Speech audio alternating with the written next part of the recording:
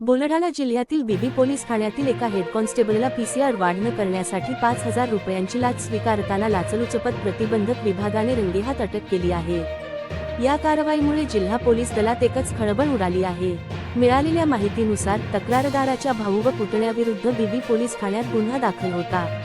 या प्रकरणात आरोपींची पोलीस कोठडी म्हणजेच पीसीआर वाढविणार नाही तसेच गुन्ह्यात मदत करतो असे सांगून हेड कॉन्स्टेबल सतीश रामभाऊ नागरे वय 40 रा जवळका ता सिंदखेड राजा यांनी सुरुवातीला 6 ते 7,000 रुपयांच्या लाचेची मागणी केली होती।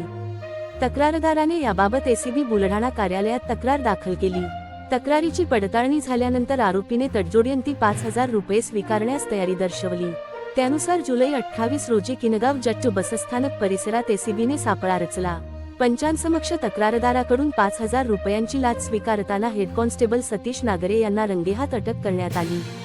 या प्रकरणी भ्रष्टाचार प्रतिबंध अधिनियम 1988 अंतर्गत गुन्हा दाखल करण्याची प्रक्रिया सुरू असून ही कारवाई एसीबी अमरावती परिक्षेत्राचे पोलीस अधीक्षक बापू बांगर, अपर पोलीस अधीक्षक सचिन शिंदे आणि पोलीस उपअधीक्षक भागजी चौरमले यांच्या मार्गदर्शनाखाली पोलीस निरीक्षक विलास भुसिंगे व एसीबी बुलढाणा पथकाने केली।